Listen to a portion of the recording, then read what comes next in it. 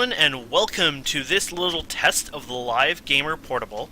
So I have a nice little setup up here. I'm gonna give you a showdown on this little device. First of all, this is a device that can record and encode, I guess, right on the device. So, for example, when you usually use Fraps or Dxtory, you record at a high raw footage, and you can't encode it instantly because your computer CPU would just go bye-bye. Well, this device encodes it live right onto the device for us. So what's happening right now is when I'm recording, we've used literally only 66 megabytes at this point, which is insanely small and really, really awesome. So it's encoding directly on the device. So what is this device? Well, the portable is a USB device that I can plug into another computer or use a Class 10 flash card, I believe they call it. And I can record up to 1080p with the latest firmware without having it on the computer. They call it computer free or free computer or something like that. And really good for console users. Myself, I'm just using it on the computer, of course. So I have it connected to another computer via USB, and it's saving the data onto one of my big 3 terabyte drives, and I'm actually networking it live. So right now I can see I've used about 155 megabytes at this point. So when I'm doing that, I have my HDMI. I have 4 video outports on my video card on my computer.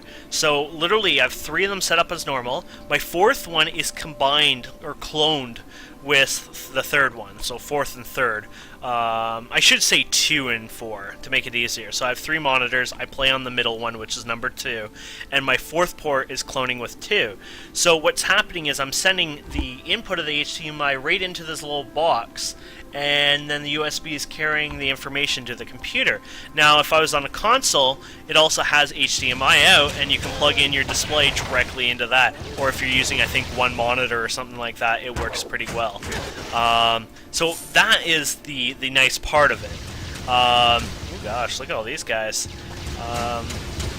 One of the downsides I'm having a little trouble, and it's not its fault, it's always the fault of how recording works, kind of, and it's always been one of those annoying things, is I'm having trouble gauging, and it was easier to do it with Fraps, and is gauging how loud my volume is, because right now it seems decent for me to play, but I can keep adjusting and adjusting. I have to adjust my main speakers. It's something I'll get used to, and it'll get better over time, but it is a slight problem, because usually if I'm rendering, Dxtory, for example, you get a couple audio channels, and then I would render and change them.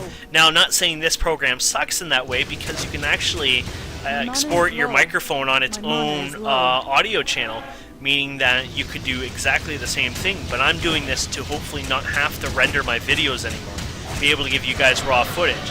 So the downside in that point is I won't be able to do those little, silly titles, those ugly titles at the beginning saying episode 22. Instead, I'll just have, the title at the, the very top of the YouTube or whatever. But I won't spend, 60 to 80 minutes recording, or rendering, I should say, a video anymore. Instead, literally, when I stop recording, it's already rendered, and I can go and enjoy life and do something else, or record back to back without having to worry about rendering it before I, keep going, which is really, really cool. The other thing about this is it has 0 CPU hit on this computer, literally 0. Not even 0.1% 0. In fact, my microphone, which we're testing here, is on the other computer. My microphone wasn't doing too well. So we're going to be testing to see if this microphone sounds a little better on the other computer on its motherboard audio input. Not only that, we're testing in-game. Hopefully my sound's not too bad at this point, and I can get a little idea or gauge, how the, sound levels are. And then, in the future I'll be able to even do Twitch TV and all that fun stuff. So, yeah, hopefully this works out. Hopefully you guys like it. I would love to hear your comments on it. And, I think this is going to be a great future for the device. And like I said, I'm planning to do Twitch TV stuff too, some streaming. So hopefully that's something you guys would love and enjoy as well, because I know a lot more people are doing Twitch these days. So hopefully I can do like Cube World on it and stuff. So thank you guys for watching. If you have any suggestions or comments on this, please let me know. Great device.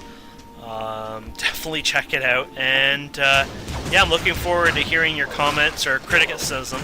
Now, please, if you do criticize and you've seen my other videos in the past, or you go ahead and look at some of my past videos, like the recording of what the heck game is this?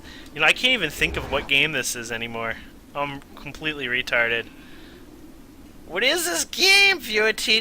I like how this is like view achievements of what? Oh, Torchlight 2. I am derping up when I can't think of a name. I'm tired. It's been a long day. But anyways, look at my other Torchlight 2 videos, and you can kind of compare them. Remember, this has no rendering. It's doing it all kind of raw, and yeah. So, well, it is rendering it, but you know what I mean. So, thank you so much for watching. Just to give you an idea, this video is about 660 megabytes at this point. Thanks, guys.